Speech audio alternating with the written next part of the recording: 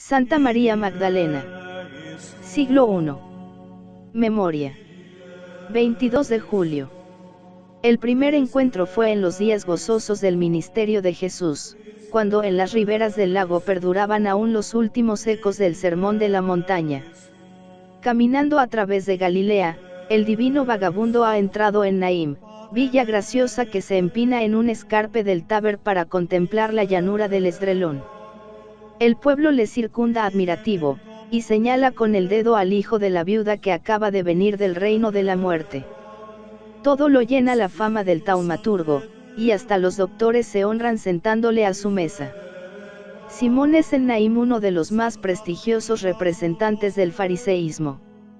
También él quiere recibir al hombre extraordinario, ha preparado un banquete, ha sacado la vajilla más rica de su casa y ha invitado a sus mejores amigos. Tal vez siente por Jesús una estima secreta, pero la rigidez del orgullo farisaico le impide cumplir los deberes de la hospitalidad. Manda sentar al ilustre invitado sin lavar sus pies, sin besar su mejilla, sin perfumar sus cabellos, como lo exigían las viejas tradiciones hebreas. Según costumbre, Jesús deja las sandalias a la puerta, entra en la sala del festín y se recuesta en su lecho, el cuerpo extendido, el busto apoyado sobre el brazo izquierdo, y los pies echados hacia afuera. La sala está abierta y la multitud se agolpa en el pórtico y junto a las ventanas, contemplando y escuchando a los maestros de Israel. Se charla, se discute, se alaba con voces gangosas la pesca de Corosaín y Betsaide y se hace honor a los vinos de las viñas galileas. Jesús habla poco, su mirada serena se fija sobre la multitud, como si buscase alguna cosa. De repente, la mujer a quien aguarda aparece en la puerta, y, sin detenerse, se acerca al Señor y se arrodilla delante de él. Tímida y audaz al mismo tiempo, indiferente a la lluvia de miradas que cae sobre ella, pero a la vez con un gesto de infinito respeto, rompe el cuello del frasco de alabastro que lleva apretado contra el pecho, y vierte los perfumes sobre los pies de Jesús. Todos los comensales se llenan de admiración, toda la estancia se llena del olor de aquel ungüento. Con amor y con delicadeza, con la misma atención que una madre pone para lavar el cuerpo de su hijo, rocía ella aquellos pies portadores de la paz, hasta que, no pudiendo contener la ola de ternura que la aprieta el corazón, rompe en llanto, dejando caer raudales de lágrimas calientes. La congoja le impide hablar, pero llora en silencio, manifestando, como puede, su humildad, su gratitud, su arrepentimiento. Los pies del Nazareno están húmedos de llanto y de nardo, la pobre mujer no sabe cómo enjugarlos, no lleva un lienzo blanco, y su velo le parece indigno de tocar la carne de su Señor, pero tiene su cabellera fina y suave, aquella cabellera de seda dorada que era la admiración de las gentes. Sueltas las cintas y las peinetas, recoge las trenzas, y lentamente, amorosamente, las va pasando por los pies vírgenes de Jesús, y luego besa esos pies que acaba de enjugar y los oprime apasionadamente con sus manos. Los comensales se miraban unos a otros con caras de pasmo. ¿Por qué Simón consiente esta escena en su casa? ¿Por qué sus criados no arrojan de aquí a esta mujer perdida? Esto parecían decir sus miradas. Simón, en el fondo, se sentía satisfecho. Parecíale haber descifrado un enigma. Por fin sabía a qué atenerse con respecto a aquel convidado misterioso, que parecía humillar a los más grandes de Israel con solo su mirada. En rigor, era un hombre como los demás, susceptible de engaño y no insensible a las caricias de una mujer. Si este fuese profeta, decía en su interior, debiera saber qué clase de persona es la que le toca, debiera saber que es una pecadora. Y al mismo tiempo revelaba en su ademán la complacencia y el desprecio. Pero Jesús, que ha leído en el corazón de la pecadora, descubre también el pensamiento del fariseo, y, respondiendo a él, dice, Simón, tengo una cosa que decirte. Y Simón responde, Maestro, habla. Un acreedor, prosigue Jesús, tenía 2 deudores, el uno le debía 500 denarios y el otro 50. Y como ni uno ni otro tenían con qué pagar, les perdonó la deuda. ¿Quién de ellos le amará más? Y Simón respondió, supongo que aquel a quien más perdonó. Has juzgado rectamente, dijo Jesús, y señalando a la mujer, prosiguió, ¿ves esta mujer? He entrado en tu casa y no me has dado agua para los pies, pero ella me los ha regado con sus lágrimas y secado con sus cabellos. Tú no me has dado el beso de costumbre, pero ella, desde que ha entrado, no ha cesado de besarme los pies, no me has ungido con óleo la cabeza, pero ella me ha ungido los pies con perfumes. Por eso te digo que ha amado mucho, porque es grande la deuda que tenía. Luego dijo a la mujer, tus pecados te son perdonados. Los invitados de Simón habían seguido la parábola en silencio. Poco a poco el aire malicioso del principio había desaparecido de sus semblantes, ahora estaban estupefactos. Las últimas palabras de Jesús les desconcertaban, y no podían menos de decirse, con un sentimiento de respeto. ¿Quién es este que perdona los pecados? Pero a Jesús no le importaban sus reflexiones, volviéndose hacia la pecadora, le dijo, tu fe te ha salvado, vete en paz.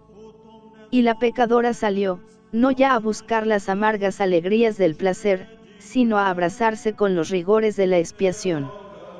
Porque esta pecadora, cuyo nombre calla San Lucas, no parece ser otra que la Magdalena. El Evangelio no lo indica claramente, pero una tradición venerable, que cuenta, entre los antiguos, a Tertuliano, Clemente de Alejandría, San Cipriano, San Jerónimo, San Agustín, San Gregorio Magno y San Cirilo de Alejandría, y entre los modernos, a Baronio, Lacordar, Maldonado y los volandistas, defienden la identidad de María de Magdole, María de Betania, y esta desconocida que irrumpió en la sala del banquete. Su nombre y su historia han dejado huellas en los libros rabínicos. La leyenda del Talmud nos habla de su espléndida hermosura, de su cabellera famosa, de su ingenio peregrino, de sus riquezas y de sus escándalos. Casada con un doctor de la ley, hubo de sufrir los celos rabiosos de su marido, que la encerraba en casa siempre que tenía que ausentarse. Altiva e impetuosa, rebelóse contra esta tiranía, sacudió todo yugo, se fugó con un oficial de las tropas del César, y con él se estableció cerca de Cafarnaúm, en el pueblecito de Magdole, llenando las cercanías del lago con el ruido de sus desórdenes. Allí, sin duda, oyó hablar del profeta que prometía la felicidad al que sufre y es despreciado y es blanco de ultrajes y de insultos. En la soledad de las horas vacías que siguen siempre a las horas perversas, debió ella considerar más de una vez la tristeza de su vida de pecado, el ocaso de la belleza, la vanidad de un cuerpo consagrado a la voracidad de los gusanos, la miseria de los paños de seda, de las joyas, de los ungüentos destinados a crear impresiones falaces, a esconder las tristezas y fealdades del alma. En esta soledad interior llegaron hasta ella los primeros ecos de la buena nueva, las luces alegres del sermón de la montaña y de las parábolas del lago, bienaventurados los limpios de corazón. Llamad y se os abrirá, buscad y encontraréis. ¿Quién de vosotros, si su hijo le pide pan, le daría una piedra? Estas palabras despertaron en ella una energía sobrenatural, sintióse libre, fuerte, capaz de vivir siempre en humildad de corazón, de regenerarse, de penetrar otra vez en las puras claridades del alma. Y sin hesitar, buscó a Jesús, el único que no la había de rechazar, le buscó con un amor impetuoso, una voluntad resuelta de romper con el pasado. Y llegaba a Naim transformada, iluminada por la gracia, purificada por la llama de la caridad. Había pecado mucho, y por eso amaba mucho al que la llamó y la salvó y la convirtió y la perdonó, y sus lágrimas, esos perfumes y ese silencio, no son más que la expresión humilde de su amor agradecido. Desde este momento, María Magdalena queda asociada al grupo de los íntimos de Jesús. Todo había cambiado en ella. Antaño, cuando en las noches de tempestad las nubes se agarraban al aire pesado del mar de Genesaret, 7 espíritus inmundos mezclaban sus carcajadas de sátiros entre el retumbar del trueno, apestando la atmósfera con sus hálitos maléficos y esperando el momento oportuno para arrojarse sobre su presa. Eran los demonios de la pecadora. Ella los recibía complaciente, les abría su casa, su corazón y sus sentidos. Estaba dominada, tiranizada por ellos, y solo para ellos vivía, para los convites suntuosos, para las languideces de la molicie, para la ostentación soberbia del poder y la belleza, para el apetito insaciable de las túnicas ostentosas, de los collares deslumbrantes, de las sedas de Jonia, de las ánforas de Agrigento, para las terribles explosiones de la envidia y del rencor, para todas las abyecciones de la concupiscencia y del placer. Toda esta bandada infernal había huido con vuelo de pájaros nocturnos y agoreros. Aquellos ojos, fijos antes inexorablemente sobre las cosas de los sentidos, se habían vuelto de una manera definitiva hacia la luz de la vida verdadera. Ardientes, insaciables, estáticos, solo una cosa les llenaba, la presencia de Jesús. María Magdalena vivía solo para esta contemplación ardiente y apasionada. Seguíale silenciosa, recogía sus miradas y sus gestos, meditaba sus palabras y buscaba el sentido profundo de sus milagros. Entre la compañía de mujeres piadosas que detrás de los 12 le seguían, él rara vez parecía distinguir aquella figura doliente que le miraba con ojos secos e inmóviles, como los de aquellos que han llorado todas sus lágrimas. Pero ella sentíale dentro de sí, y ese sentimiento dejaba en su alma un consuelo perenne, una luz sin sombra, una esperanza libre de inquietas incertidumbres. Lo demás le importaba poco, el último lugar le basta, un rincón entre los discípulos de Jesús, un puesto humilde entre sus oyentes, lo bastante cerca para poder espiar sus movimientos y no perder el acento de su voz. Un día, sin embargo, Jesús se acuerda de ella, es el día de la resurrección de Lázaro. María llora la muerte de su hermano, sabe que Jesús llega a Betania, pero sigue sollozando con la cabeza oculta entre las manos, hasta que Marta llega y le dice, el maestro está ahí fuera y te llama. María vive ahora en Betania, a 2 horas de Jerusalén, vive con sus hermanos, Marta, la activa, y con Lázaro, el hombre en quien se manifestó la gloria de Dios. Son los huéspedes de Jesús cuando va a la ciudad santa, y cuando vuelve, el maestro se detiene en su casa, allí come, allí duerme, allí hace sus milagros, allí predica su doctrina. La casa de Lázaro es, en Judea, lo que era la de Pedro en Cafarnaúm. Desde que pasa el umbral, Marta empezaba a trajinar por la casa, Lázaro se acercaba con el agua de las abluciones, clavando en el Señor una mirada de gratitud y de asombro, como de quien había visto la muerte.